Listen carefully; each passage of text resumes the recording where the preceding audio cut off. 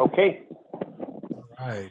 Well, welcome everyone. Thanks for joining us again for another CAG meeting. It's so good to see so many faces. It looks like some few new faces, possibly two. We have a really good meeting tonight. I'm really excited. We're going to be having Marj Hogan is going to be here, and she's going to basically talk to us about the Willamette River Advocacy Group. Sorry about that. And we're also going to have Sarah Pearlman, who's going to join us later on.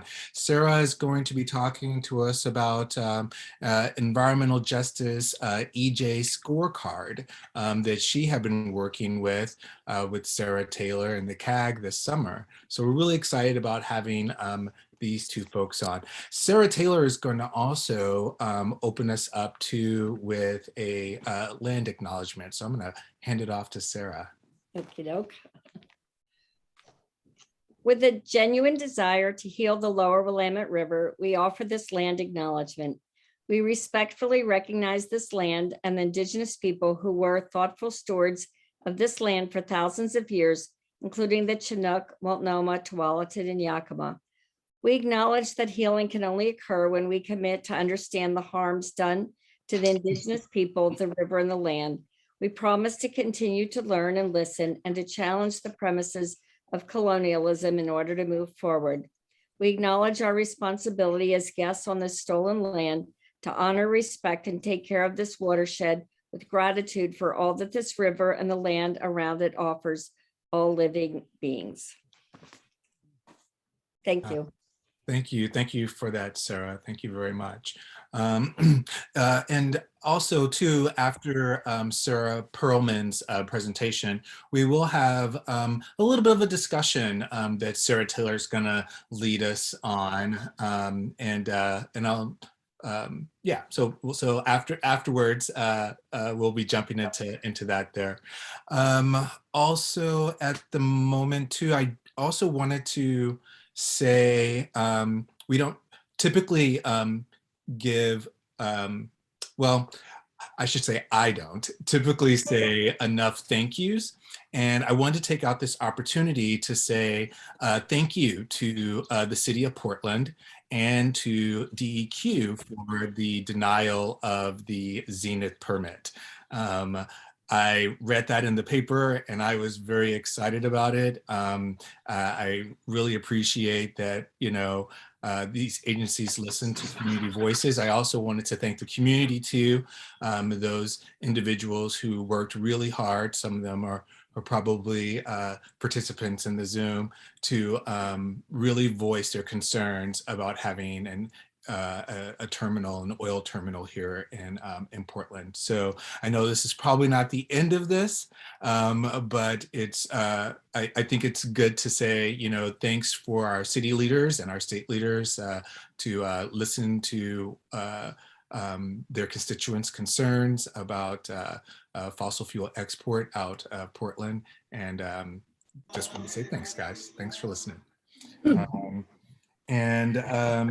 So without any further ado on that, well, actually, before I start I just wanted to ask if there was anyone who had any announcements, if anyone from EPA or DEQ while we're on here, or the city of Portland, if they had anything to say.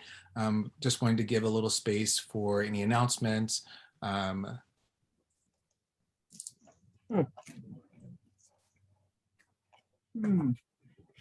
Okay, no one. If you do think of something, there will be some space at the end of the meeting and we'll be able to open that up, open up some space for that there too.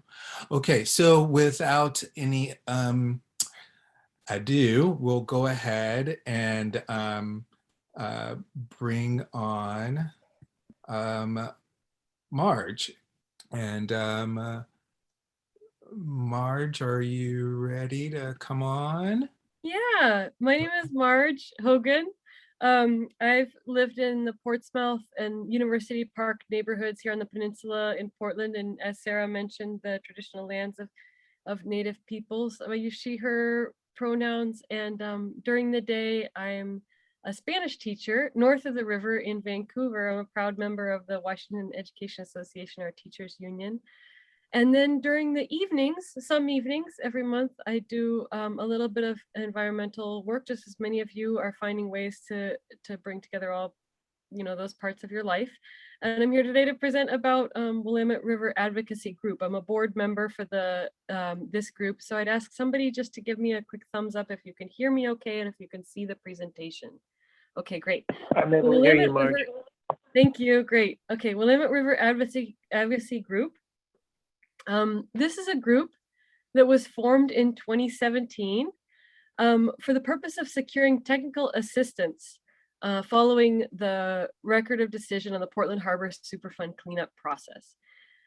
Essentially to do the complicated paperwork that we needed to do to administer the technical advisor grant or technical assistance grant to make the TA's work available also to other community groups who are able to do that outreach, taking that technical information and sharing it with the community.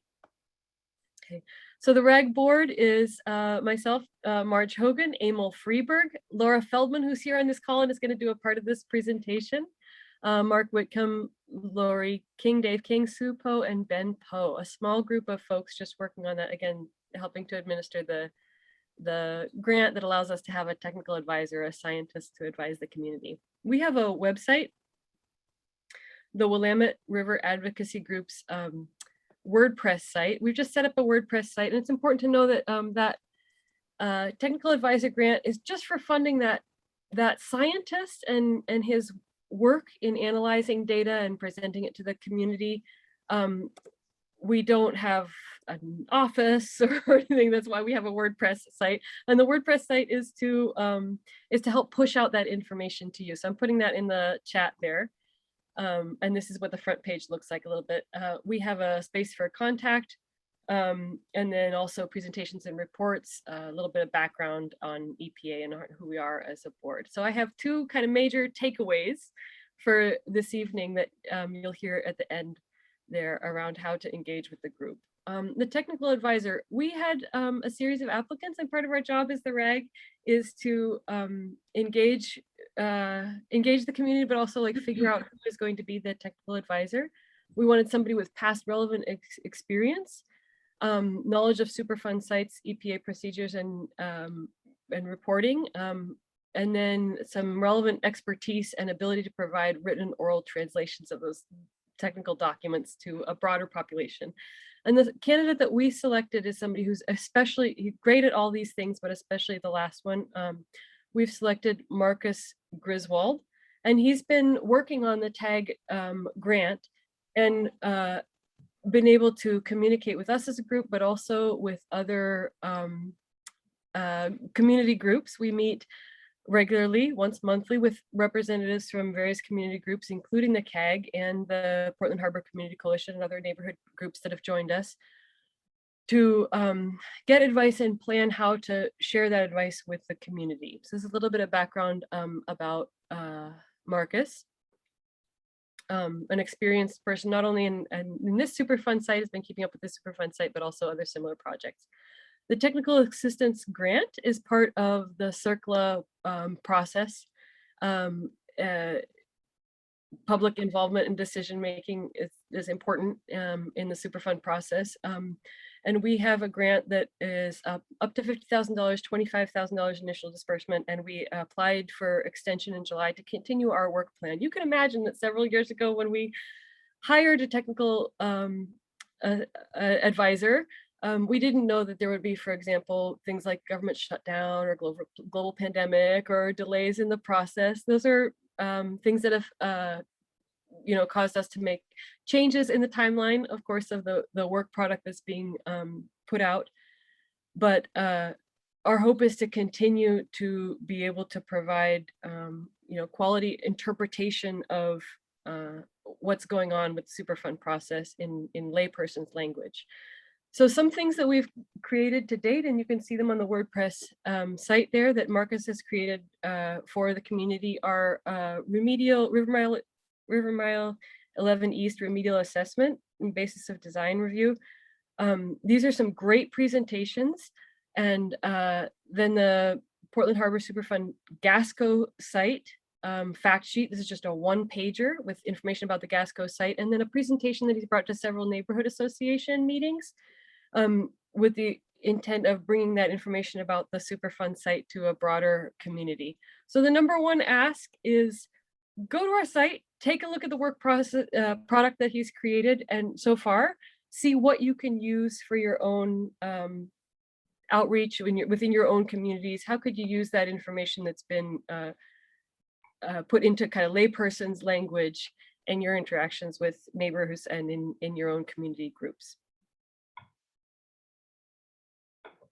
And then I'm going to pass it over to Laura Feldman. Laura's on this call, also a board member, and she's going to talk a little bit about what is the point of having a technical advisor. Yes. Hi, everyone. Thank you. Again, my name is Laura Feldman. I'm with the RAG. And why do we need a technical advisor? Well, I'm telling you, if you've been working on this Superfund cleanup, you know very well why we need one, because it's very challenging and complex, especially for people who don't maybe have a science background.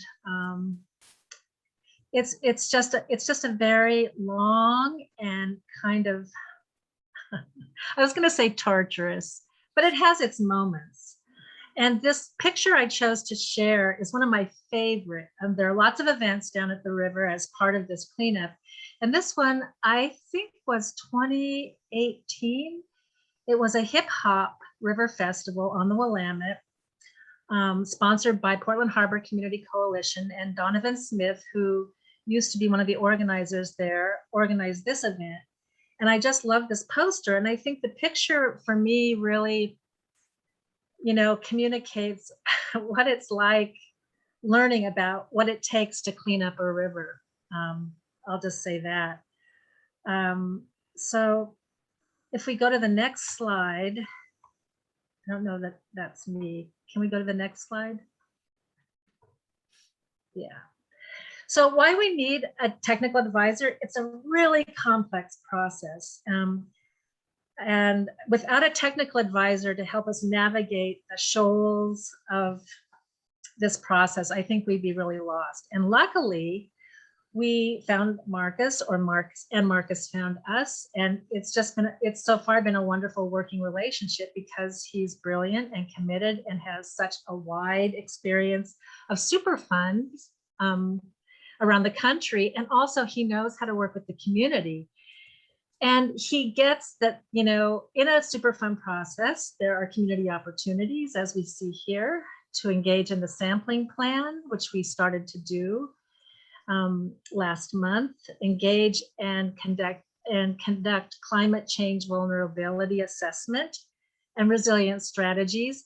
I want to say that hasn't really happened yet, though, you know, we're always bringing that up at meetings about our concern about climate change to DEQ, to EPA, to anyone who will listen. And I think as EPA just came out with a climate adaptation action plan this year, maybe we're going to see more of that. But Marcus really hit the ground running because this is this is part of his expertise, is climate resiliency. He's, you know, taught classes on it. He's worked with other communities. So we're very happy to have him. And if you go into the documents, you see the River Mile 11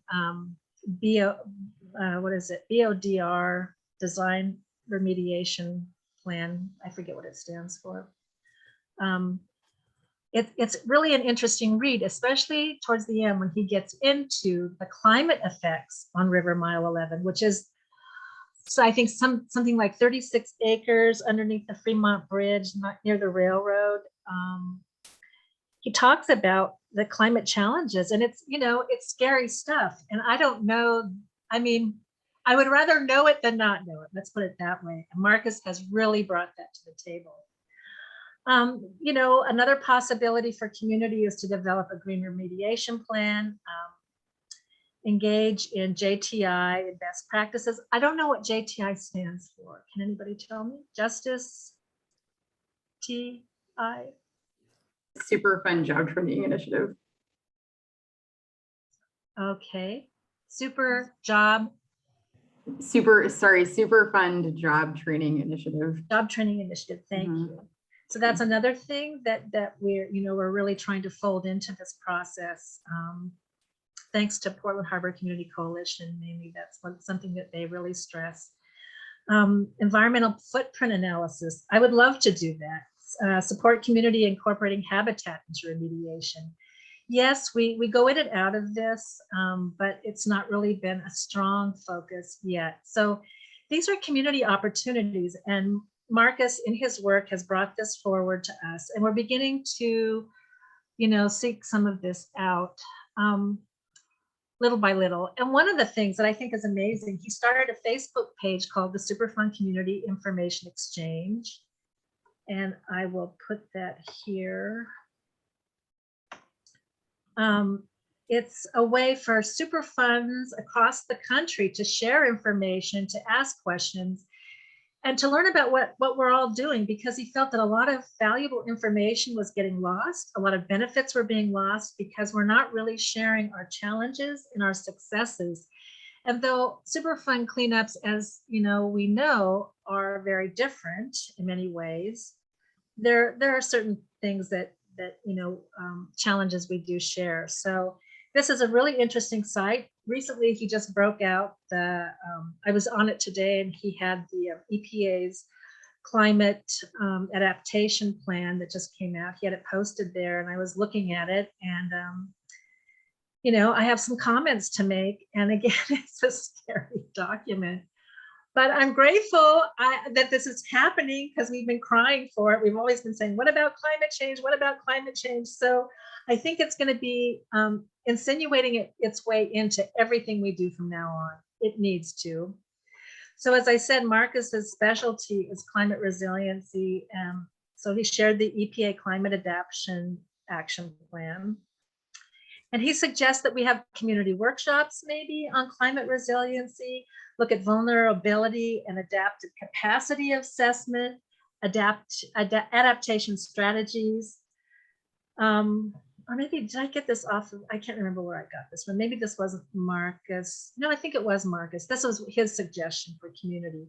These are things we can be looking at to do to participate in this process. And I think one of my favorite things about Marcus, and before him, Peter Defer, the previous technical advisor prior to Marcus, was his highlighting the challenge of PCBs that volatilize, become airborne.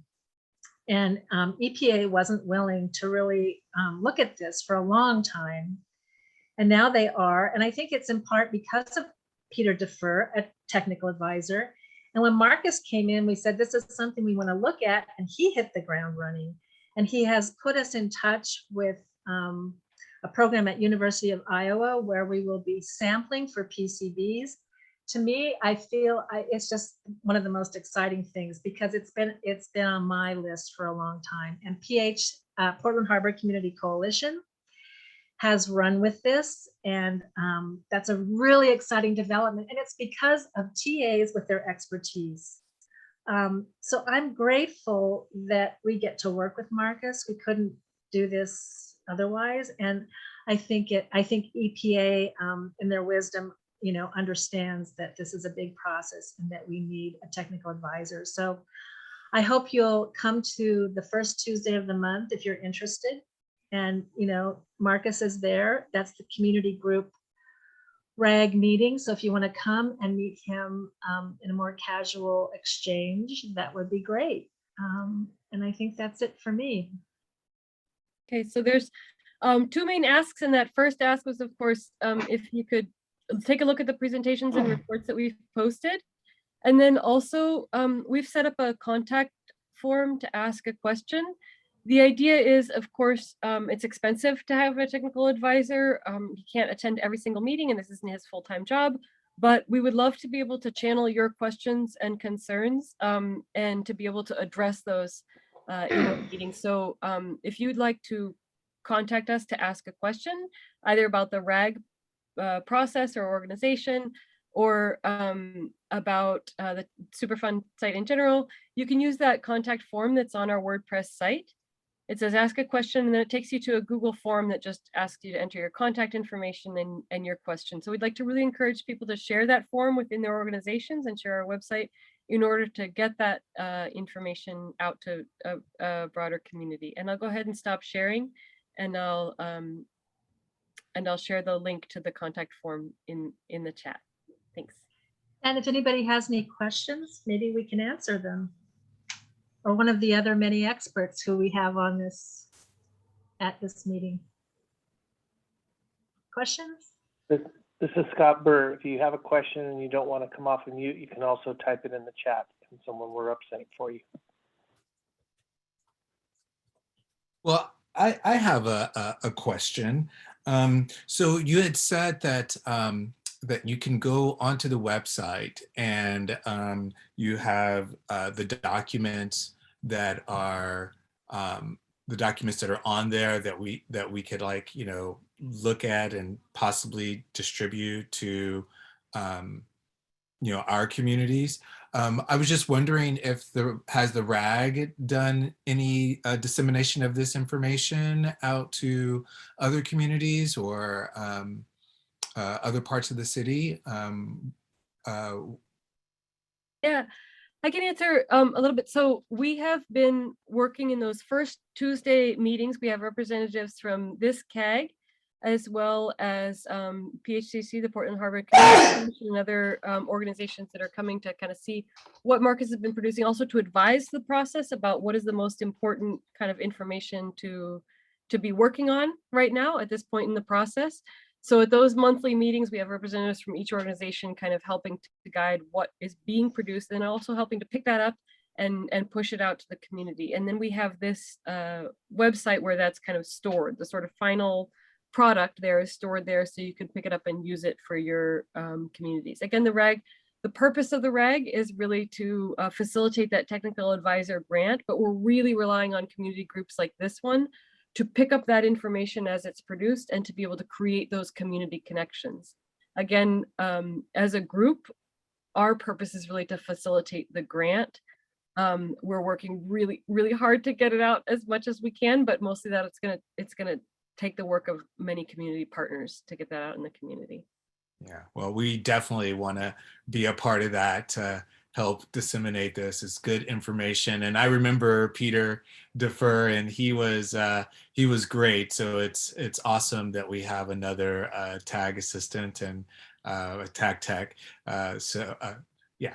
So yeah, if there's any other questions for Laura and Marj, please ask them on, you know, about the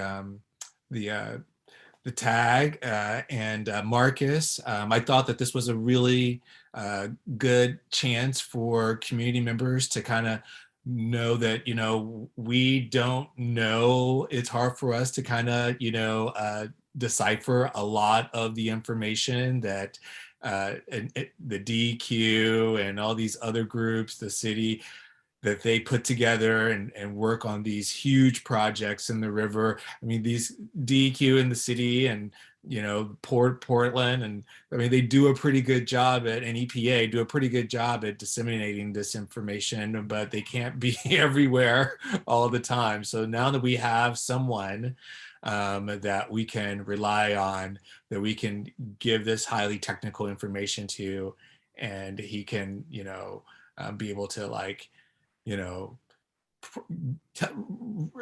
interpret it for, you know, everyday people to be able to, like, talk to your neighbors, you know, make it easy to talk to your neighbors about what's going on in the river. Yeah, can I add, Michael? So in that sense too, that the questions form doesn't have to be just questions, you know, specific questions that you have. It can also be like, hey, I'd really like you to prioritize a layperson's explanation of this area of you know, investigation, and we can look at those and try to create priorities based on what the community wants. It would be awesome if, you know, if Marcus could come to every single community meeting just to hear people's questions and answer them, but that doesn't make sense in terms of funding. It makes better sense to channel, you know, those questions and to try to address them efficiently. But certainly it would be really excellent at some point in the process when there's a crucial decision being made or a crucial moment for public input, for him to like attend this meeting or to do some kind of collaboration around that. So we would look forward to that a lot. I'll jump in real quick. Someone did put a question in the chat. And Tom, I see that you are off of mute. If you want to speak, you can go ahead and ask it. And if not, then I will ask for you.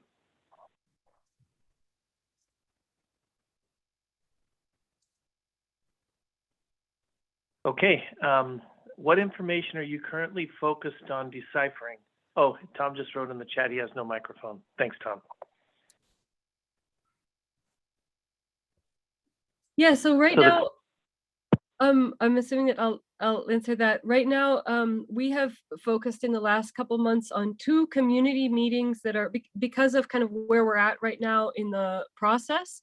Those documents that we have are based on, you know, recent decisions and processes. But right now, seeing that there's kind of a lull and no sort of immediate need for deciphering information for the community, we took these kind of couple months to have Marcus do a few community meetings where he met with neighborhood associations in the interest of making sure that people who live and work in the places affected by the Superfund could have access to the Superfund information, and also trying to get more people involved in the process. So if you look at that the most recent document there, it's a presentation that he's made to the North Portland neighborhood associations and to the St. John's neighborhood association. And I would add to that as with River Mile 11, there's a schedule when these different Superfund projects like River Mile 11 and Cathedral Park and Gasco and the Central Energy Hub infrastructure. So these are discrete projects in a way on the river. They're being worked on by different project managers. And as this progresses, Marcus helps us interpret what's going on at each of these sites, as he did at River Mile 11. So that's really helpful. And that will be forthcoming as we go along too, I think. Doug Larson, I thought I saw your hand go up. Did you? Yeah. Thanks to Laura Knutson, I found a link to the 5-year review at the McCormick and Baxter site. And I'm still kind of dizzy. I spent all afternoon reading it.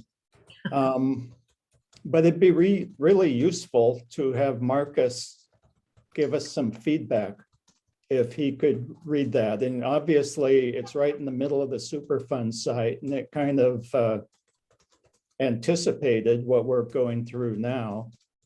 But there are some differences between what Superfund is doing and what was done on McCormick and Baxter. And I've got a few questions that I'll ask when I get other opportunities, but it'd be useful to have the technical advisor read it and get his input. So that might be something that you could talk to Marcus about. Doug, could you please put that in the comments in the questions form? Because I'm sitting here in the dark after a 12-hour day and I really want to tell Marcus about it, but I really want people to use that form as well. So if you could put that in the form, it would allow us to, at our monthly meetings, look at that. And one important thing too is we're looking at sort of what is it that is in the scope of Marcus's work. Sometimes it's really hard to decipher what exactly is DEQ and what is EPA. The environment doesn't comprehend those distinctions in the same way that institutions do for some reason. And so remember that Marcus is just for the Superfund site and not just an EPA purview and not a DEQ purview. And those are hard things to sort out. But I would love for you, Doug, if you could use that form to say just exactly that so we could look at it at our monthly meeting. I would make the argument that what happens at McCormick and Baxter is relevant to the Superfund.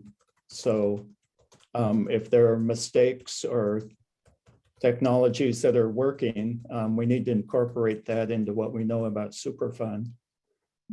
So if I can figure out the form, I'll type something in. Okay. And I see we have Andy Jenkins has their name up. Sorry about that, but I do have a question on here from Barbara Quinn.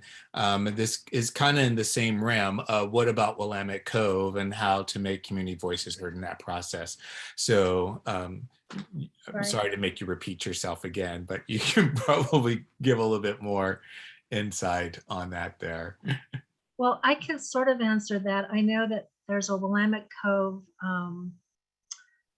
work meeting coming up for people who are interested in working on Willamette Cove specifically. It's not something I'm going to do, so I didn't put it in my calendar. But so there is a work group for Willamette Cove, and Portland Harbor Community Coalition is really taking the lead on that. And at the last, I think, collaborative meeting, you know, there are some updates there. I would suggest, you know, contacting PHCC and or attending that meeting. If I can find it, I'll put it on here. Thanks for that, Laura. Andy, I see your hand up if you want to unmute, and Sure. thank you. Yes, so by definition, does the RAG need to remain as neutral as possible when interpreting and translating this information? I know that many other groups even represented this call often have an angle or will advocate, especially when records of decision are coming around. But does the RAG need to stay as neutral as possible by your charter?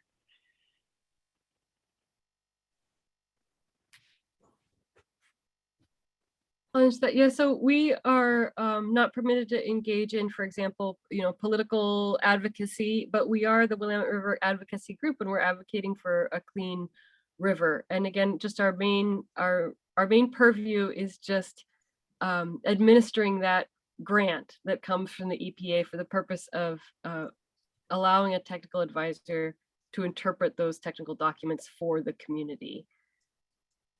And of our own activities, I mean, we all do different things, and I'm very, I'm much more activist when I connect with different groups, but I just sort of, I keep it separate, you know, so yeah, it's a separate process, but I am definitely someone who advocates for a clean river, and sometimes, you know, I'm willing to put my life on the line. No, just kidding. But yeah, in the interest of transparency, maybe many people on this call already know, but the group that forms the board was primarily people who were involved in Occupy St. John's, which started around 2011 and had been advocating really vocally for a number of neighborhood issues, but particularly around the confined disposal facility. And seeing that we were not encumbered by other, having received grants or funds from any of the potentially responsible parties, we're able to step in and incorporate, in order to facilitate the grant. But it doesn't mean we're not still crazy after all these years. Okay. Thanks for that. That's great, Laura. It looks like Jessica, if you want to unmute and ask your question. Yeah, thank you, Michael. I just, Laura beat me to it. She put the link into the meeting for the Willamette Cove Working Group that's happening next week at 10 a.m. So thank you so much, Laura. And we're very excited to provide some updates about what's going on related to both the upland and the in-water there. So we're very excited and look forward to having folks join us. And if folks have any questions, please feel free to reach out. My information is in the chat. Okay, all right, thanks about that there. Okay. And I was also, hoping that, with this introduction of the RAG, that we could possibly have some kind of quarterly check-ins with the tech advisor. If you can maybe talk a little bit about like, the timeline, and if that's a possibility. I know that things don't always go exactly how the timeline is for some of the remediation work that's kind of planned out, but it would be great if that is a possibility and if that could work out. We could work something out that way.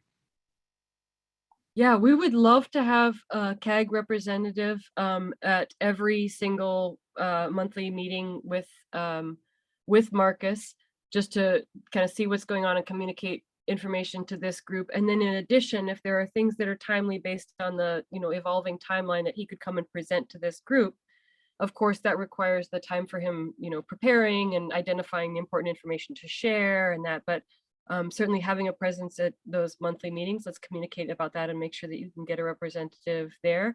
And then at those meetings, let's talk about where it would be best to have him jumping in and able to prepare and give a full presentation here.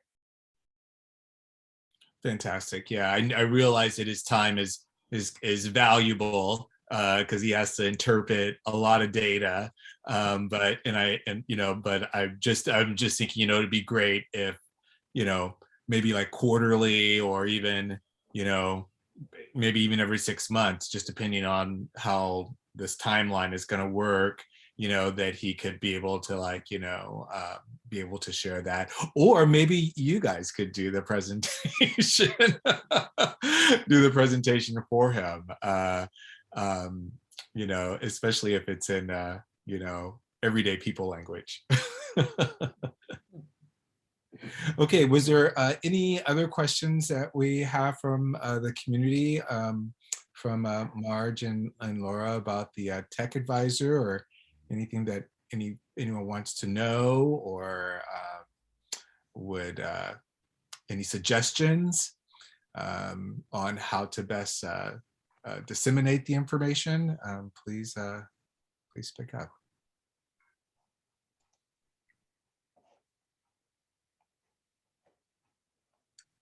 Okay, all right then. Well, we do have a well, first of all, Marj, Laura, thank you so much for the great presentation. Thank you so much for answering all the questions. Good questions, folks. And we can't wait to have you back again and learn more about what's happening on the river. I'm a little embarrassed about not having you here sooner. Because you have some good rich information, just visiting the site and looking at the presentation. So, but COVID's kind of thrown us all off a little kilter. So, we're back on, we're trying to get there. We're trying to get back on balance and move forward. So it's really exciting that you guys have got this, and it's only going to make this cleanup more effective and let people know what's going on. So I'm really excited about that. And next we do have another presentation by Sarah Pearlman, and I believe she is on, oh, there she is, yeah. So, yep. And Sarah, I wasn't quite sure if you needed to, you're going to be using some slides, or, okay, so I think you have those permissions if you need to do that there. So Sarah's going to introduce us. If you want to introduce yourself and tell us about some of the work that you've been doing. Really excited to hear about your presentation. Hey, thank you. I'm going to share my screen. Sweet. Hopefully you all can see that. So hi, everyone. My name's Sarah Pearlman, and I'm an urban and regional planning master's student at PSU. I interned with the CAG this past summer and did this project also with the Braided River campaign. It's it's a presentation, an overview of a project I worked on examining environmental justice in neighborhoods throughout the city. And I'm going to put a link to a sort of more in-depth version of it in the chat if you want to check it out. The goal of this project was to highlight the environmental effects of uneven development and historic disinvestment in our communities. It's not really meant to be like a where to or where not to live guide of like good versus bad neighborhoods or anything like that. It's rather intended to spark conversations about what neighborhoods and communities should be shown more attention. And so, let's see. So on the screen, I'm just going to show the criteria that we use to determine a final score. I think there's probably an endless list of potential criteria to measure environmental justice. So these were chosen as sort of the most relevant and important with respect to like a vision of a green working waterfront. Many are determined by the presence or absence of something. So like highways, is it in the neighborhood or isn't it? Food deserts is part of the neighborhood. A food desert is part of it not. Or playgrounds, is there a playground in the neighborhood borders or is there not? A couple are defined by proxy factors. So like air pollution is defined by asthma rates over 13%, which was about like the middle ranking in the research, or urban heat via tree canopy coverage. So neighborhoods that score highly include many of the criteria and therefore more potential environmental injustices. And with that, we're going to hop into sort of the different parts of town. So I'm planning to spend more time focusing on the neighborhood coalitions that are impacted by the Superfund. That link I shared has more information about every neighborhood, but just for the sake of time. So in Northwest Portland, neighborhoods including Northwest Industrial, Linton, the Northwest District, Old Town Chinatown, and the Pearl District are situated along the Superfund. It's worth noting that all of these neighborhoods ranked higher than those that are not adjacent to the Superfund. They have a couple of different reasons for that, but those are all at the top of the list, as hopefully you can maybe see. The placement of oil tanks in the critical energy infrastructure, or CEI hub, along the river presents a distinct environmental hazard for this area. The CEI hub sits on top of the Portland Hills Fault, and the Department of Geology and Mineral Industry has issued reports warning that an earthquake either along the Portland Hills Fault, which seems somewhat unlikely, or the Cascadia subduction zone, which is maybe more likely, could result in fossil fuel pollution of the Willamette and a collapse of the state's energy system. The CEI hub primarily sits in the Northwest Industrial and Linton neighborhoods. Northwest Industrial enclosed a variety of historic river communities, including Guilds Lake.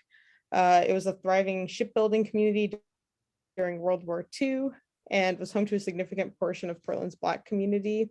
After World War II, the housing in Guilds Lake was demolished. This pushed its residents to other neighborhoods like Albina, and many of the Black residents especially were not able to live in other neighborhoods due to racist systems like redlining, which at the time and throughout the country were supported and enacted by local governments.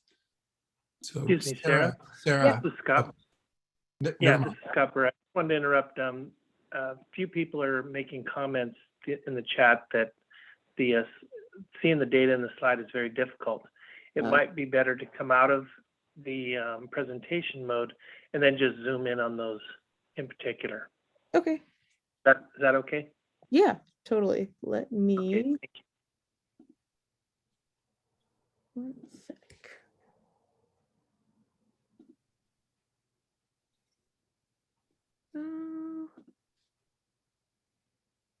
Sorry, 1 second. There it is. Okay, maybe I can zoom in a little better here.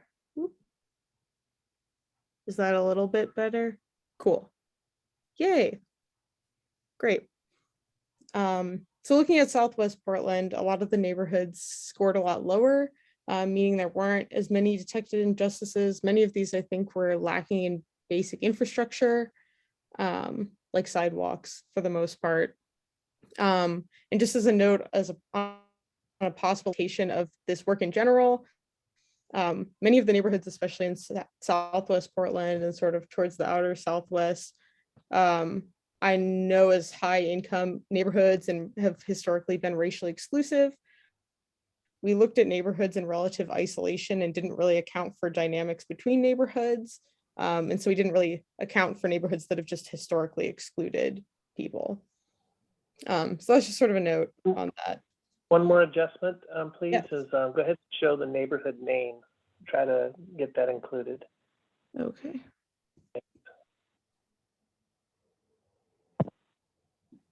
There we go. Is that more visible?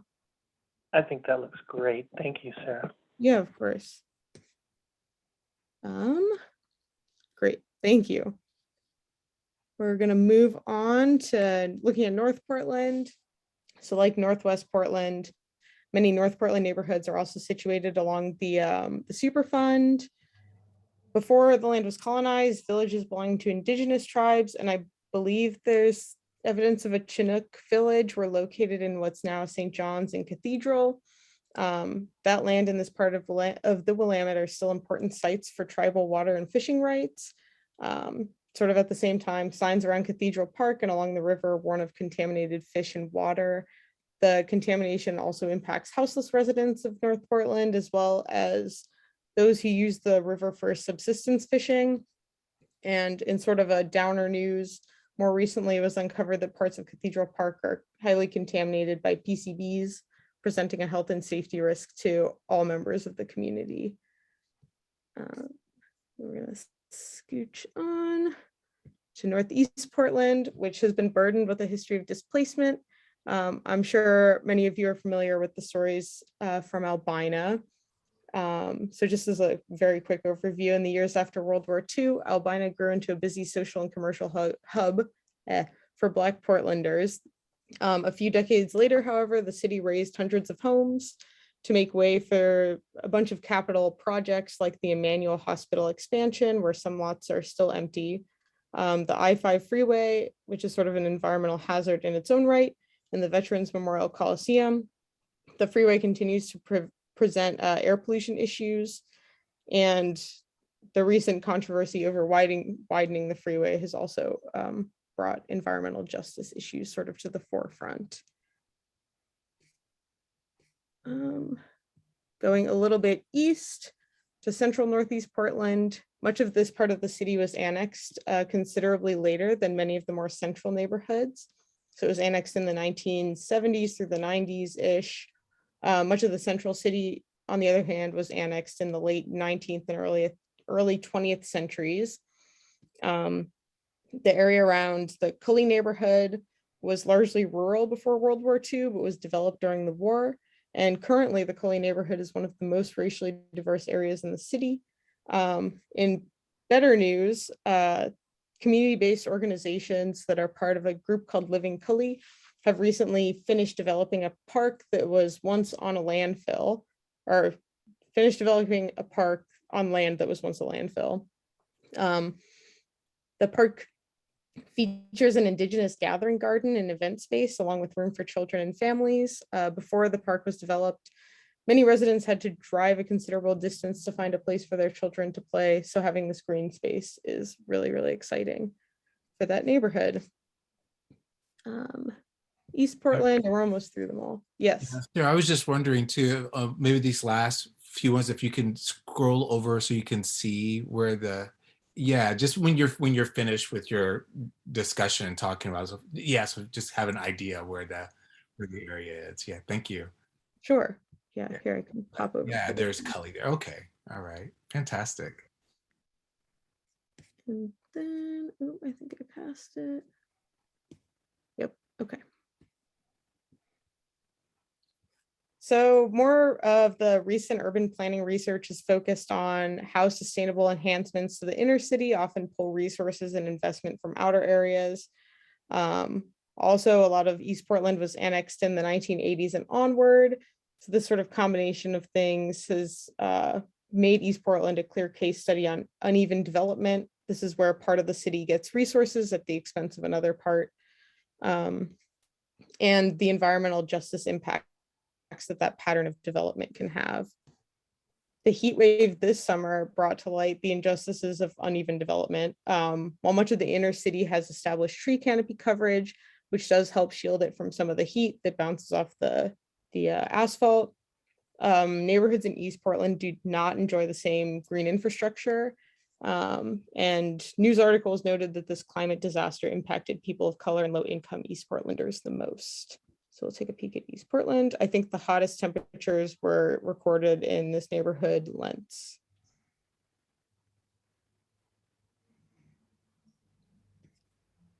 And then last area, Similar to East Portland, Southeast does not have a robust tree canopy, so parts of outer Southeast experience extremely high temperatures as well during the heat wave. Also, throughout the years, there have been a variety of planning controversies surrounding lack of public engagement and increasing pressures of gentrification and displacement in Southeast. And we'll scooch over to Southeast. So this is sort of the outer Southeast near Lentz that also experienced high temperatures this summer. Then we'll kind of end. I think that's, I don't know if I can zoom back out, but that's okay. So I know a lot of this has been pretty heavy. This is our last slide, and I think we're planning some breakout rooms for a short discussion.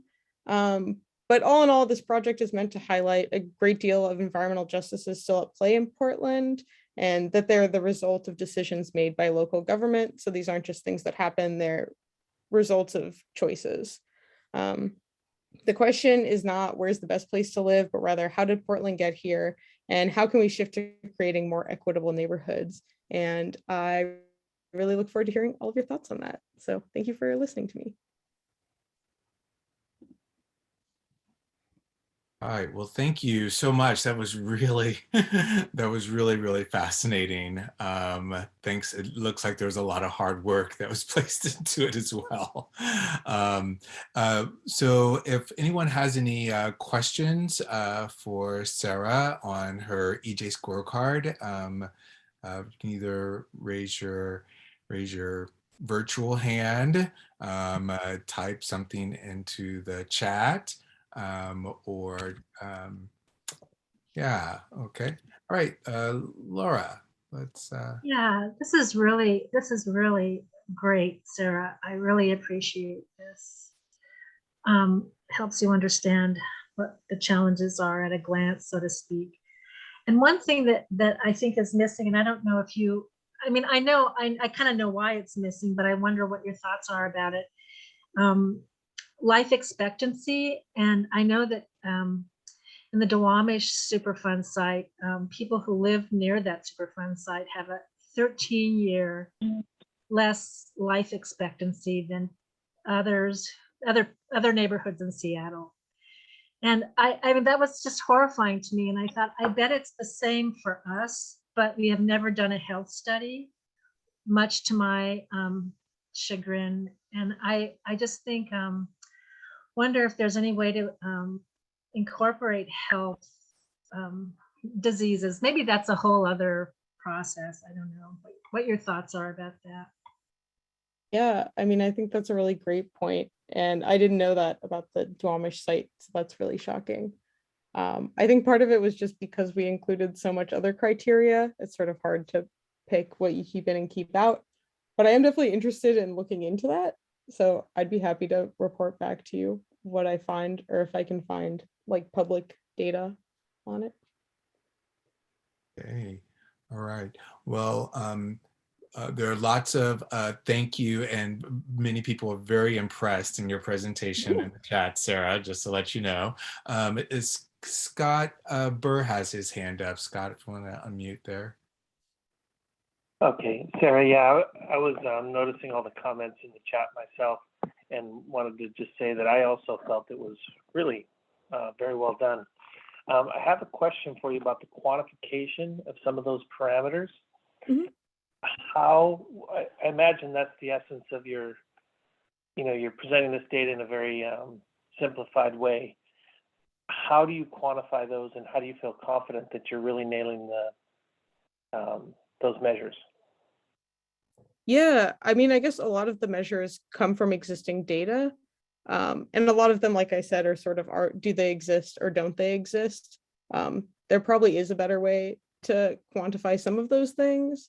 But just for these purposes of looking at neighborhoods in isolation, I think it makes sense to look if something exists or not.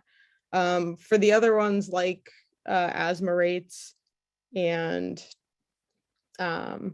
tree canopy, I guess I just made the decision to look at higher than average. So if it's higher than the average point, it felt like that could potentially present an injustice. Hopefully that sort of makes sense.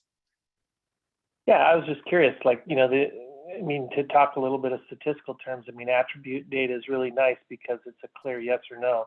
Mhm. But then if there is a gradation of data, which that makes it a lot more reasonably quantifiable. So I was just curious of some of the decisions that you made. And do you think that if you were to do this, let's say that you had to do the same thing 10 years from now, how would you approach it differently? I mean, I guess ideally with like more time and sort of unlimited resources, I would hope to conduct some like actual studies myself. A lot of this was like secondhand data that was available online, and some of it is a little bit old, which is definitely a limitation. So I guess like rerunning some of those studies or having more up-to-date data would definitely be something I would want to do differently, and maybe It's really incorporate. yeah, Oh, it's sorry. a remarkable, yeah, just what you've done is remarkable, I think. Thank you. All right, so it looks like we have a Doug Larson. Okay, one of the things that really jumped out at me from your maps, which I totally love, historically, most of the commissioners on the Portland Council live in the white, light yellow neighborhoods, the ones that have gotten the most attention and are the easiest places to live. Mingus Maps, who oversees the Bureau of Environmental Services, which deals with the Superfund for Portland, has proposed, there's a charter review for the city this year, and he's actually proposed we get rid of our commissioner form of government and go to a hired city manager. And the one aspect of his proposal I particularly like is there would be geographical representation instead of the at-large representation we have now, because there's nobody to speak up for the outer neighborhoods where commissioners don't live and maybe don't actually travel very often. Mm. So your maps do a great service in drawing attention to that. Thank you. Yeah, thank you. Excited to follow where that goes too. Okay, all right, John Marshall, if you want to unmute yourself. And Yeah, Sarah, you might have already said this, but did you incorporate the US Census data into your study? I did not incorporate a lot of the US Census data. We Well, didn't for that life expectancy part, that would probably be one place I would look if I were you. Yeah, definitely. Yeah. Thank you. okay, and it looks like Sarah Taylor, you want to mute there? I think I'm unmuted. Yeah, you are muted. Yep. Yeah, I think we began this with my granddaughter doing this, and it was way too hard. So it was great that Sarah took over. But what's interesting to me is how certain communities layered their environmental injustices one on top of the other. And I would just be curious if this was a surprise to people that once a community was a super fund, that they also had the highways, that they also didn't have a playground of, which seemingly is disconnected, like that you wouldn't have a playground and you're next to a super fund site and you have a highway. So I'm just curious if there was anything that was a surprise to people, or if there was, I know it was hard to see in the same detail if you were looking at this on a piece of paper, but if there were any, surprises or ahas or ways of thinking that you would think differently having looked at these maps. Any ahas? Yeah, and don't be shy. We're here for conversation and discussion about the EJ map. So please interact. And if you found anything surprising or wanted to have a question or an inquiry or just an observation, let's communicate.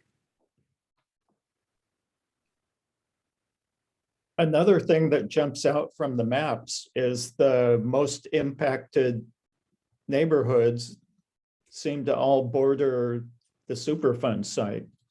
So the city with its designated industrial zone, common to most cities around the country, the cheapest land to live in is next to the worst environment.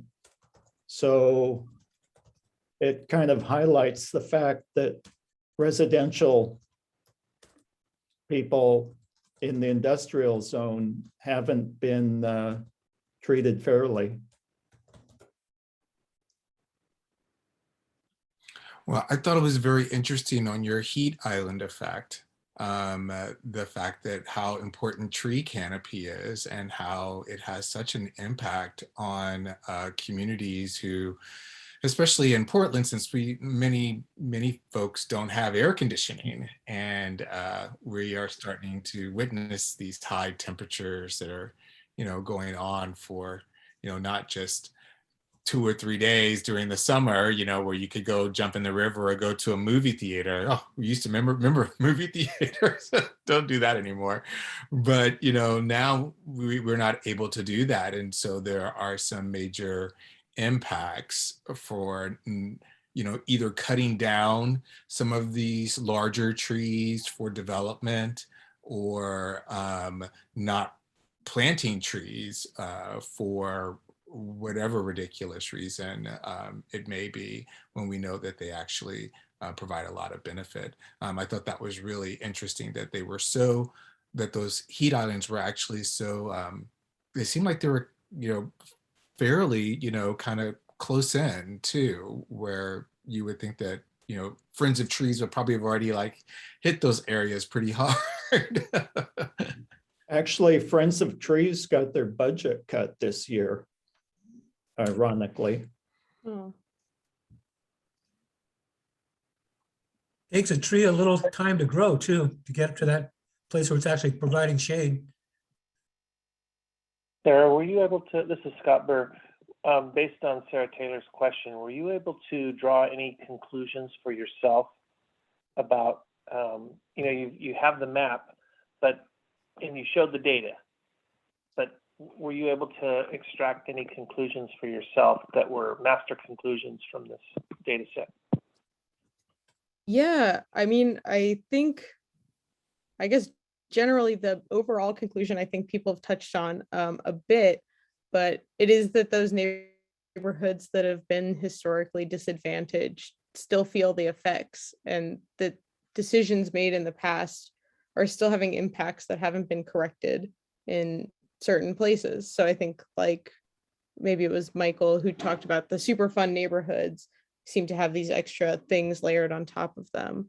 I think that was the sort of big takeaway for me.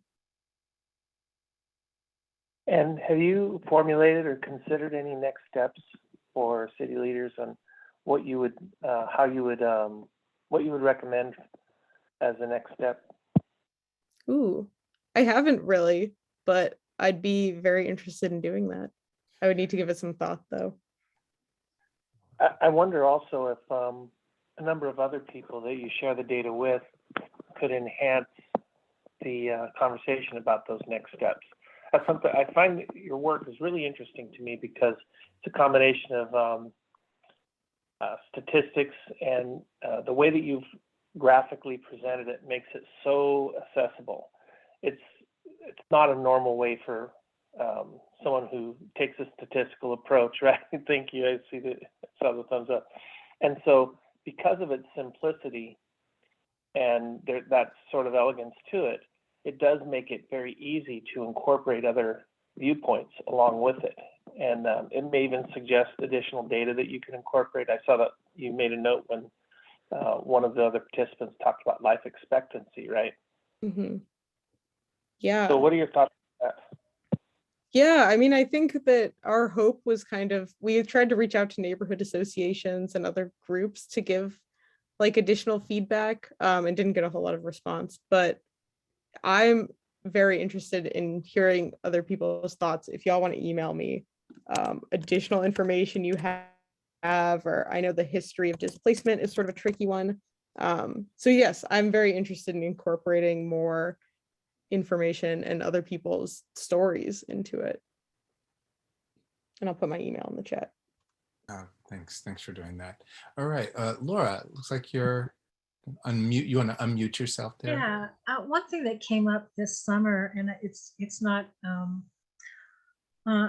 a category on your scorecards, but it's a growing issue for me. Maybe that's just because I'm getting older, but noise pollution, especially on the North Portland Peninsula, is outrageous. The Portland International Raceway was louder this year than it's ever been. I've heard people in neighborhoods I didn't even know could hear it complain about it. Something changed there, and it's very stressful. I mean, as a kid who grew up here, it opened in the 60s. I'm somewhat used to it, but this year it was really kind of like extra loud. And since we have no police oversight, anything to do with traffic just seems to have disappeared. And there's just loud car driving everywhere. And then you have this Portland International Raceway that ramps up, sometimes starting on Thursday early evening. And I mean, I really felt it physically, and I heard other people say the same thing. And noise control tried to have a meeting, but it was poorly accomplished, and I just signed off, as did other people that I know of. It was a confusing meeting. I did register a complaint, but anyway, I think that might be an interesting category because some of us, like myself, can't escape and as easily as others do. I mean, to get away from it, it's an issue, and I think it drives people a little crazy, and it's a crazy time. So maybe that's something that at some point can be included. Yeah, that's a great idea. Love it. Yeah, thank you, Sarah. Or next is Sarah Taylor. Thank you, Laura. So one of the things that interests me is that in terms of the Superfund, we often talk about, the fish as being, what the harm is. And so I hoped that this scorecard would show that although that may be the legal harm from an EPA or DEQ point of, or from an EPA point of view, that behind the scenes, there is this understanding that if you are living next to a Superfund, that you are also being impacted by asthma rates and by all kinds of other factors. And I know that can't go into the record of decision, but I think all of us really acknowledging that it isn't simply about the fish, but it's the layering on of many environmental factors over many years that put these the people in these neighborhoods at the risk of asthma and cancer and reduced life expectancy. And I don't know how we address the cumulative impact of living in these areas, but it certainly isn't. Any of us who live here know that it's not just fish, that the wear and tear on people in any of these EJ zones, these high EJ score, the stress, the day-to-day stress that's multi-generational. So I hope people think about that it's not just the fish. It's really this layer after layer that wears on people. Sarah, I have I'm just wondering if the reason why maybe there is this layering effect on some of these neighborhoods have to do with the stories that were told about those communities and the people that lived in those areas. I wonder if the narrative changed, about those particular communities. I wonder if there's a possibility that the policies would possibly change, and then who knows what from there, possibly the culture, So I'm kind of curious if that's one of the reasons why there's like kind of been this this layering effect that has happened is because of the stories that have been told about this part of the city or particular areas. And they've just kind of been developed that way because of these narratives.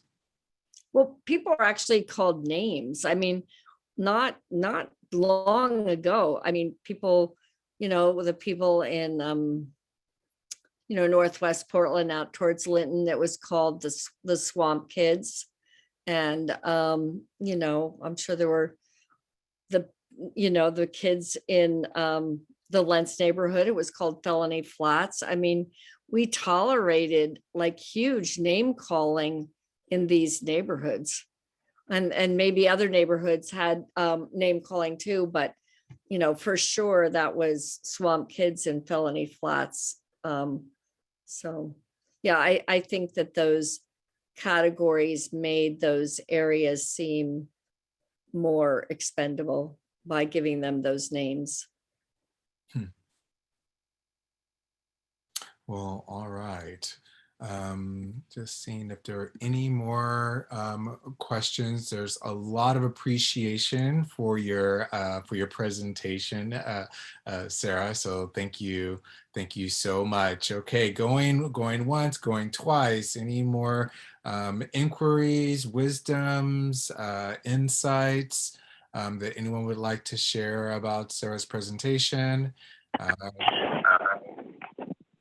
More questions? I'd like to say that our goal is to get this into a paper, like Sarah has formatted this in a small format, as well as that it could fit in something like the Willamette Week or the Tribune. So if anybody knows somebody there, I mean, we don't want to pay for it, but we would love to get this scorecard out to the whole city to bring awareness. Like Sarah said, we're not trying to say, don't live here. We're trying to say, how is it that our planning has created such an unequal map? So anybody have any suggestions for how we can get this out to the community? We would love to know that. And I also want to say that, we've been working a lot with planning this year, and Tom Anderson from the Bureau of Planning and Sustainability is going to speak next month, as well as a tugboat operator, tugboat company, Foss, is going to talk about salmon-friendly docks. But anyway, I'm super excited that someone from planning and sustainability is going to come and talk about the upcoming North Reach Comprehensive Plan and the Superfund. So just want you to know we've got our fingers into planning and sustainability, and that's what Sarah's degree is in. So what an amazing find. She came on as an intern and produces this amazing piece of work that I hope is widely shared. So people can find that and post it, but we would like to get it in a paper version, in a major paper too. So yeah, thank anyway. you. Thank you so much, Sarah. Thank you. There are a couple of extra comments too in the chat. I guess John Marshall said in wildlife science, there is a concept of non-lethal cumulative effects that can contribute to the decline, survival of individuals and population. And Thomas Kowaki, Neighbors for Clean Air has presentation on asthma, etc., and diesel particulate, and schools and neighborhoods. Railroads have lots of diesel. So thanks for those comments there. Before we go, if there was any last announcements that anyone would like to share, I want to create a little bit of space for announcements at the end. Anyone? Oh, looks like Laura. Yeah. Hi, everyone. Thanks, Michael. And thanks, Sarah, for that great presentation. And also to Marj and Laura for the other presentation. And for those of you who don't know me, I'm Laura Nietzsche, and I'm the EPA Community Involvement Coordinator for the Portland Harbor Superfund site. And so I just have a couple announcements, and Caleb Schaefer is on too, who's our Portland Harbor technical team lead and remedial project manager. And I have a couple updates on the Cathedral Park project area, which I know is near and dear to many of your hearts. And some of you are on the Cathedral Park project area working group. So for Cathedral Park, if you're on the working group, I'll be sending out a note about this. And if you are a community member and you're interested in joining the working group, please let me know, because EPA is leading the sampling work right now at the Cathedral Park project area. And so I'll put my email in the chat. And so we have this working group going on right now to get more information out to folks about it. And what we're doing with the sampling at our next meeting is going to be October 27th from 12 to 1:30 p.m. But if you're interested in joining the work group and you're a community member, please let me know. And I see there's a couple of hands, and I'll get to those in a second. But my main update is that for Cathedral Park, we did finish the beach sampling at the Cathedral Park project area. We don't have any results back yet. We won't for a while, but I know some of you went out to look at that. We will be doing riverbank sampling next week, but it's going to be it's pretty limited, and it'll be Monday. It will be Monday through Friday, but I just wanted to mention that that's our last piece of sampling at the Cathedral Park project area, and then we'll be awaiting results, and we'll be talking more about that in the working group. Mary, did you have a question? I don't. I have an announcement though. Oh, an announcement. Okay, all right. But it's about something else, Laura. Okay. Okay, sounds good. But I'll be super fast with my other announcements. I don't have much more. Just there is we've been starting, well, since February, we've been doing these EPA community coffee chats. And I think our next one, they're 4 community members, and they're to meet with our EPA technical team on a rotating basis, and also the Oregon Department of Environmental Quality technical team. And because we got feedback from the CAG, so thank you all of you, that those relationships weren't, that we didn't know each other, but because there had been a lot of new people coming on board and having some casual community coffee chats, unfortunately virtually for now, but hopefully in person soon would be helpful. And so our next one is October 22nd, next Friday, from 12 to 1 p.m. with a couple of our remedial project managers. And it sounds like that might conflict with a tour that Sarah Taylor is scheduled for Vigor. So I'll let Sarah update on that. But if you're interested in those coffee chats, again, just send me an email and I can get you the info. And the only other update I had is that we are working, and we came to a CAG meeting back in May, I think it was, and got some great feedback from all of you. Thank you on the Portland Harbor story map. So that is a tool that we have been working on because of community interview feedback for the community involvement plan, and also from the City of Portland's needs assessment that was done. And a lot of people, I know a lot of you contributed information and feedback to that needs assessment. And so it's basically a tool a lot of you saw and gave us feedback on that's going to be useful as you all communicate about the cleanup going forward. And Sarah, there's an environmental justice, Sarah Pearlman, there's an environmental justice section in that story map too that you might find useful for your story map. So anyway, that's it. Caleb, did you have anything else from EPA? I know there's a couple other announcements people have, so. No, I can't think of anything else. Thanks, Laura. Thank you. Thanks, Michael. Yeah, thank you. Thank you. Okay, Mary.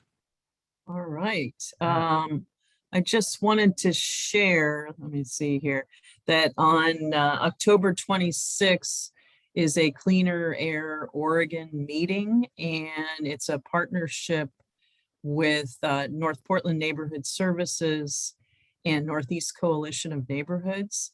And I put the link in the chat early on in this meeting, but they'll be talking about the 4 sites.